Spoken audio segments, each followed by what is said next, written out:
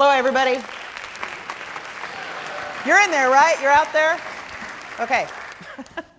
So I did not prepare any visuals for you today because I want you to all think of yourselves and think of, use your own imagination and creativity instead of me sort of giving it to you.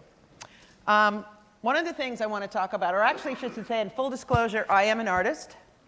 You've been talking about me all morning.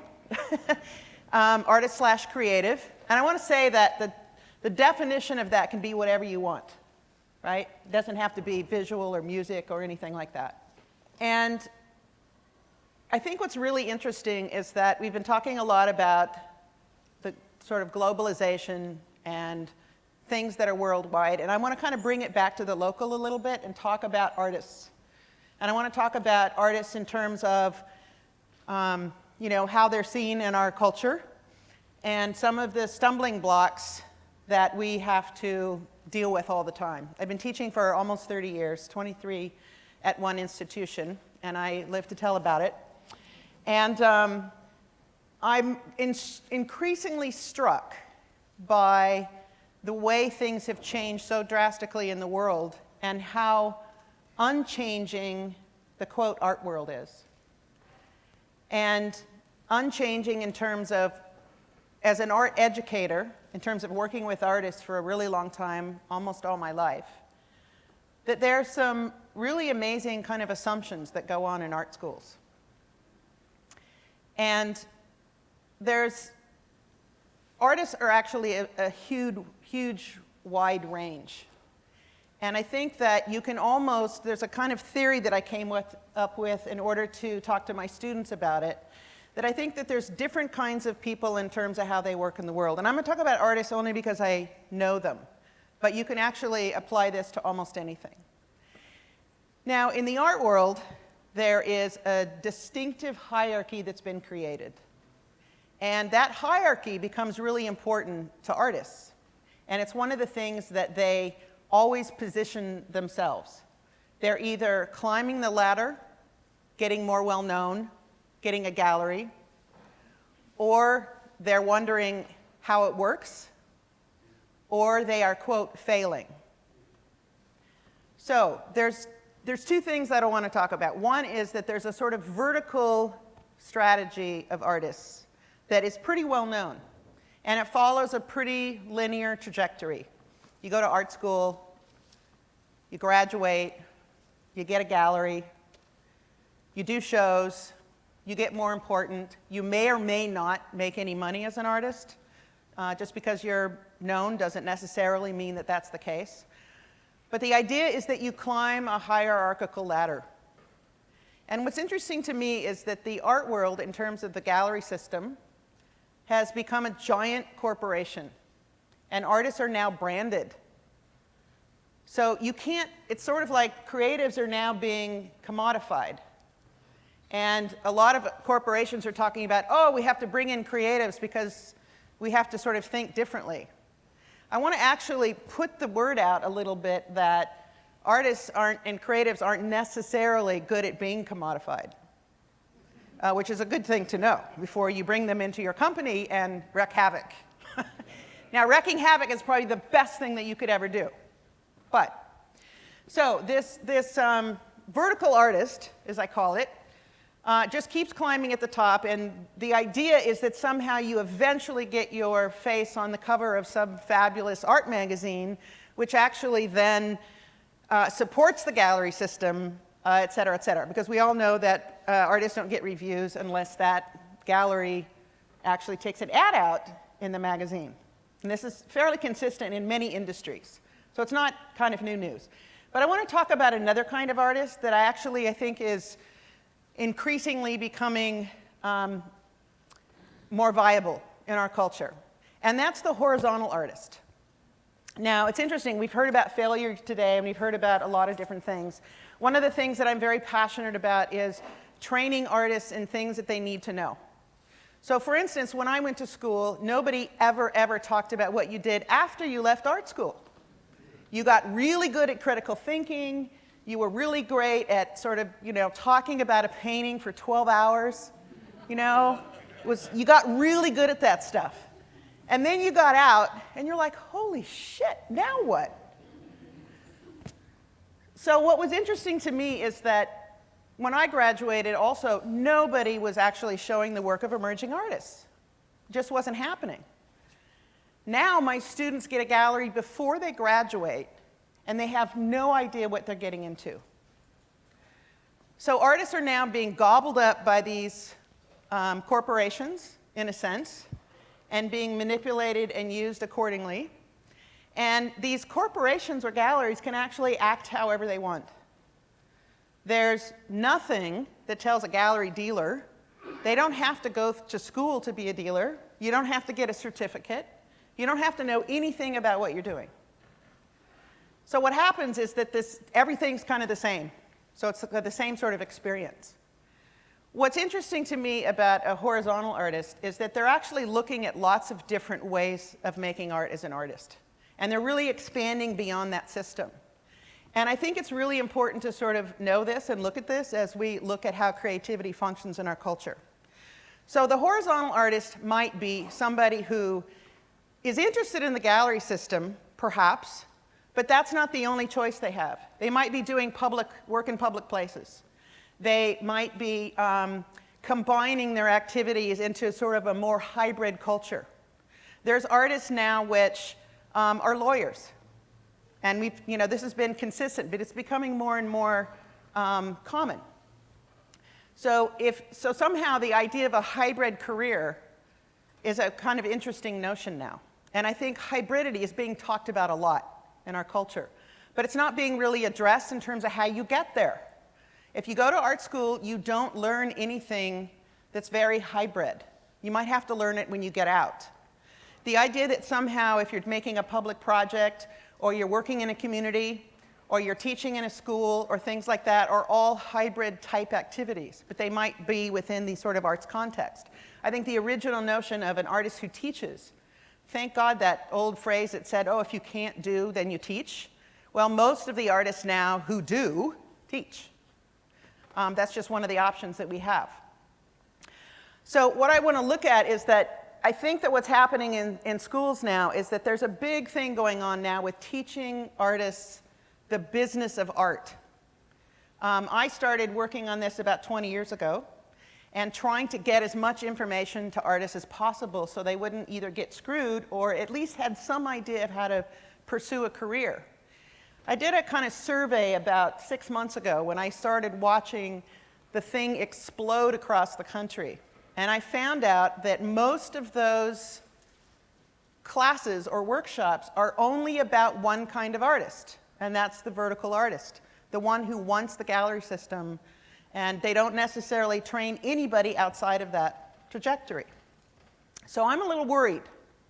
I think if across the country we're telling our artists that there's only one option, or there's only one way to go, then it's dangerous. Most of the students who come into my classes, 90% of them, when I ask them what they want to know how to get a dealer, even before they know how to draw or do anything else, right? It's sort of been programmed in our brains somehow. And I'm not against galleries per se at all, but I do think that there's differences between certain kinds of careers, that if you have a vertical career or horizontal career, there's a lot of people that are sort of in between. And I'm interested in the hybridity of the arts with something completely different, like science or house painting or various other things. But I'm also interested in the idea that artists can sort of move about. They don't necessarily have to choose one way of working. Full disclosure, I wear a watch, so you know how old I am. And what's interesting to me is that I read a statistic not too long ago that said, right now in this era, that if you are in college, you will have 5 jobs in your lifetime. And I thought, boy, that's antiquated. I had 5 jobs by the time I was 18. I think that the nature of how creativity works and how we sort of integrate that into our lives can be really interesting. I don't think there's any reason why an artist can't be a part of our culture without doing the vertical route. I think that there's lots of options for engaging in community. Right now, everything's global, so the hot thing and the more sort of radical thing is to think locally. So that's a completely huge shift and a change. There was a conference that I spoke at not too long ago, and they were all talking about the sort of jet setting in the art world. They were all flying all over the place and showing in countries all over the place. And someone asked them about that, and they said, you know, that's just how it's done.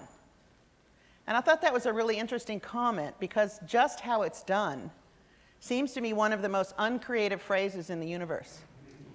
And here's an artist who's supposed to be creative and energetic and bringing in new ideas to the world. He's saying, oh, that's just how it's done. So I'm a little concerned about the sort of small little places that we allow artists to go, or how we sort of categorize them and how they fit. So I actually started a company called Getting Your Shit Together. And I have started nonprofits and done a number of different things. And I've also had actually quite a few careers, as well as my art career. Gotten derailed many times and done many things simultaneously. And I've learned a lot from that process. The nature of how you sort of develop a long-term strategy for yourself, I think, is increasingly becoming incredibly important to the world.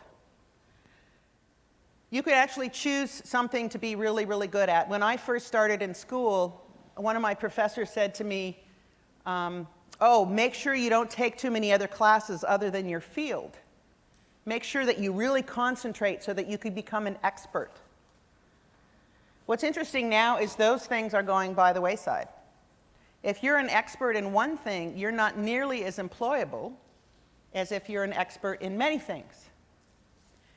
So I have a friend of mine who used to make non-representational paintings, and he kept fighting over and over again and trying to figure this out. And one day he had started a house painting business, decided that was the most non-representational painting he could make.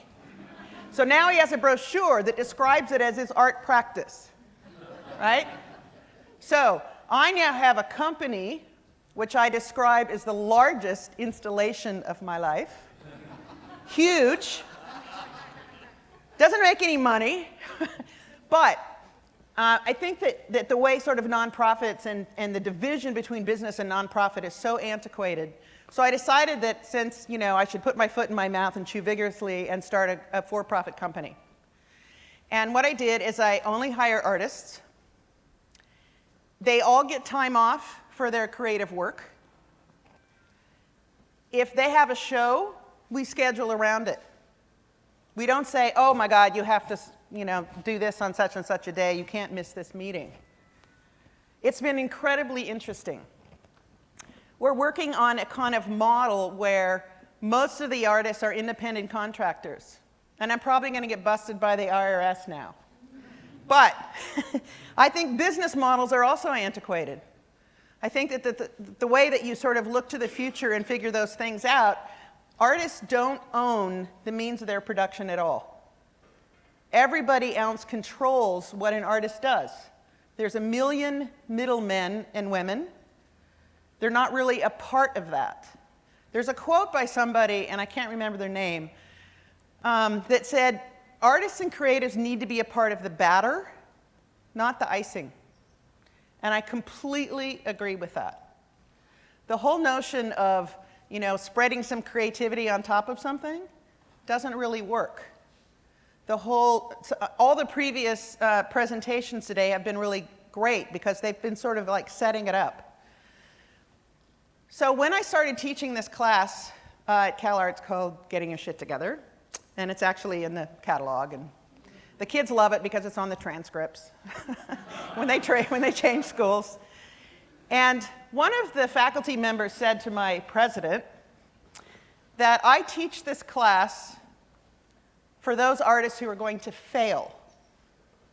And at first I was a little incensed by this. But then I really started thinking about it, and it sort of shifted my thinking a little bit. We've heard about failure, but I think there's another kind of failure, which is quite interesting. if you're an artist that is not interested in that vertical career, and you're not the next hot thing, then you're sort of like not as important. If you don't make a lot of money, the same thing in business, if you don't make a lot of money, you're not considered a very important artist. But I think those artists who have been pledging along and doing really interesting things, either in their communities, in their businesses, in their daily life, have much more effect on the general culture than those who work only within a vertical trajectory. Because the art world is quite small. And you might get in all the magazines, and everybody might read about you, but you're still kind of hot shit within a smaller space. So I actually want to kind of reach out to all those artists who think they failed, or maybe have done something really different with their life, that they're actually the ones who perpetuate and drive how things change. They have much more impact on a culture. If you're working within a community, if you're working with kids, all those things that are considered kind of lowly kind of things, and they're not sort of art star material, get sort of bashed a lot. And I actually just want to sort of like celebrate all those artists, because I think if we hadn't been failing over and over again, we'd all still be making paintings, and we'd be kind of just, not pushing. So I think there's a notion of that failure that I think is really, really important to artists. And if I teach artists these skills in terms of how to deal with the art world, like how to get grants and how to do various things and how a business runs, encourage artists to own the means of their own production and actually get something from it, artists are some of the lowest paid people in our country. They get practically nothing for what they do, for the most part, unless they're in the entertainment industry or in something like that. So there's a huge inequity. So I just want to kind of close with the idea of celebrating, quote, failure on somebody else's terms, because I actually think it makes all of us look pretty hot shit. Thank you.